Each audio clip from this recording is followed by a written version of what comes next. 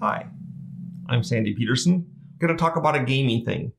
In 1981, Chaosium published, I wrote the role-playing game Call of Cthulhu. This changed the gaming world. In it, you adventure in Lovecraft stories, mostly in the 1920s. Something not everyone knows is that when I run Call of Cthulhu, here I am, the author of the game, I don't usually run it in the 1920s. I run it in the modern age. Let's talk a little bit about the first Call of Cthulhu to understand why I do this and why you may or may not wish to. Call of Cthulhu was the first game ever based on Lovecraft's works. And it was one of the very first horror games. In fact, it was the most successful horror game of all time. I thought when I designed it that it would be this obscure cult game. After all, nobody knew about Lovecraft. Literally everyone I knew who'd heard of Lovecraft had heard of him because I had introduced them to him. So he was fabulously obscure. He was a forgotten author. Some other authors, some sophisticates, a small group of fans loved him. He was reviled by critics, the few critics that read him, and the reviews were terrible. Lovecraft was a hack, a 1930s pulp author, deservedly forgotten. So, how did this change? Well, in 1981, Call of Cthulhu came out. The game. In 1985, some good films started coming out based on Lovecraft's works by Stuart Gordon, Brian Yuzna, and others.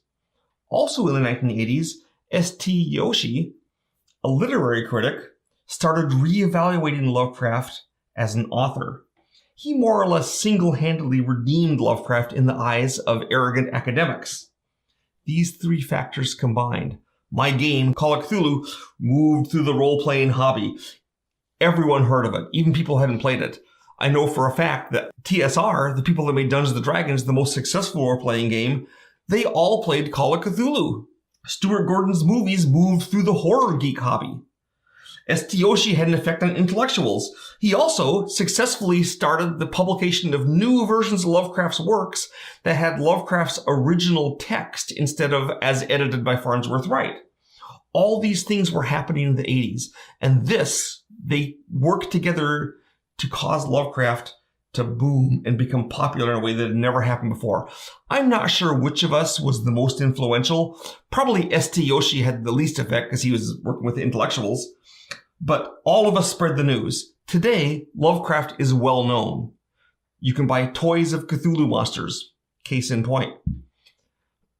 There's movies, there's comics, there's t-shirts, there's all these things thrive. I am proud to have been the person that first helped start this renaissance of Lovecraft. But also, let's discuss why, given this, that I have helped make Lovecraft big, why I don't play in the 1920s. My game is set in the 1920s. Here's my history with Chaosium. In 1980, I had written some supplements for Chaosium. The first was Gateway Bestiary, which actually misspelled the name of the parent game, RuneQuest, right on the cover. In this product, I introduced some Lovecraft monsters, Shoggoths, Deep Ones, and so on for the RuneQuest game. This was the first appearance of Lovecraft in gaming. I loved the game RuneQuest. I played it plenty. I suggested to Chaosium that I could do a supplement for RuneQuest set in H.P. Lovecraft's Dreamlands realm, which was sort of sword and sorcery-ish. I mean, there weren't guns, there weren't spaceships, there was boats, sailing boats and monsters and things like that. I thought this would be a good place for RuneQuest. But Chaosium said, we don't want you to do that. And I said, why not? They said, well, we have the rights to do a game based on Lovecraft's actual works. I said, well, that's an actual work. But they said, no. We want a game set in modern times using Lovecraft stories. And I said, oh, well, if you're doing that, can I help? Can I learn something about it? Can I edit it? I was really interested. And they said, why don't you just do the whole thing? And I was really excited. I spent a year creating it. Now, what you have to understand is that Lovecraft wasn't writing in the 1920s and 30s. I mean, he was physically, but he was not making nostalgic references to the 20s. He was doing cutting edge science in his horror and science fiction. His tales have airplane exploration of Antarctica. They have the discovery of Pluto. He has submarines. He has ultraviolet light and so forth. He was trying to have it be as modern as possible. I've heard one person say, maybe Cthulhu's not so hard to defeat because he's exploded by a steamship in the story The Call of Cthulhu. Of course, he reforms, he's not defeated. And I said, you're missing the point of the story. The point of the story isn't that a steamship can explode Cthulhu. It's 1927. The most powerful mechanical device available to humanity at that time was, in fact, a steamship. Thousands of tons of metals with a super powerful engine that goes anywhere. What Lovecraft was trying to show us is that the most powerful thing people had couldn't stop Cthulhu. If Lovecraft had written the story after 1945, I guarantee it would have been a nuke that didn't stop Cthulhu. That's the point. So I play with the assumption that Lovecraft was writing for a modern age. And it actually works out pretty well because you can play a lot of things set in the 20s and not reference the 20s. You can just say, I drive a car here, I use this, I do this, whatever it is. But Chaosium had a problem. You see, this was back before Lovecraft was popularized. So Greg Stafford and the rest of the Chaosium staff assumed, in common with 99% of the people that had even heard of Lovecraft, that Lovecraft was a terrible hack. Greg, at that time, and the other Chaosium members had no respect for Lovecraft. Of course, they'd never read Lovecraft, they just had the rights. But Greg was really smart. He knew that if Chaosium wrote the book, the game, that they would be snarky about Lovecraft. They wouldn't do it justice because they didn't respect Lovecraft's. That lack of respect would taint the game. I've seen this happen in other games and other genres. You've seen it, where you bring in a director, for example, in a movie that doesn't respect what he was doing. Here's an example. Batman and Robin. Joel Schumacher didn't respect and care about comics. Okay, he was brought in as the third or fourth, I forget now, which it was in the line of the Batman movies. The original Batman movies are made by someone that loved Batman. When they brought in Schumacher, he didn't care about Batman. So we ended up with this disaster. Batman and Robin. Batman's suit has nipples. He has a Bat credit card. It's ludicrous. Chaosium didn't want this to happen to Lovecraft. They knew they couldn't do it right. That shows, in my opinion, a lot of wisdom and a lot of courage on their part to turn it over to me because they knew I loved Lovecraft. I'd do it right. Now, they didn't tell me that they didn't respect Lovecraft, but they knew I respected it. And they knew I'd do the best job I could. And that's what they wanted.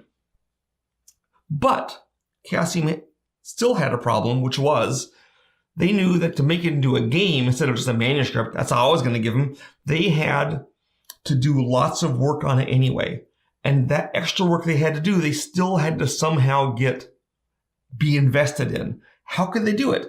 How could they find interest in the work of this hack, Lovecraft? Well, Greg's genius was that he said to the Lovecraft guys, the stories take place in the 1920s.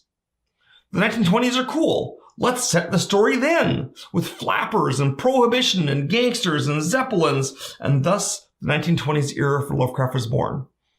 They then did a big old source book for the 20s and put it in the book. Folks loved it. Not just horror, but the 1920s. Now, because they'd hung their hats on the 1920s idea, the Chaosium people were able to love the topic and get into it. Because they had a Lovecraft fan, me, write the rules, I was unfettered and could make it as creepy and horrifying as I liked. I didn't care.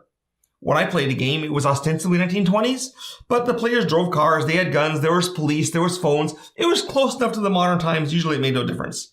It gave me an excuse, said in the 20s, to make the players sometimes have to travel by boat instead of airplane, and sometimes in dark corners of the world, there was tribes or groups that don't exist anymore. But generally, I played or Call of Cthulhu without reference to the time period.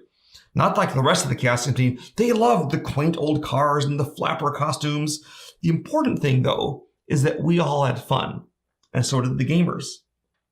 Now, why didn't I care about the 1920s? Because horror, to be at its most effective, has to be brought home to the players. It's harder to imagine yourself in the 1920s because, we're not there. So that's one slight obstacle to being terrified. If I can do the same thing but set it today, it's easy to imagine yourself living today, because you do. So that is, if you can do a horror thing and set it today, as these films did, then it's a little bit easier to scare you.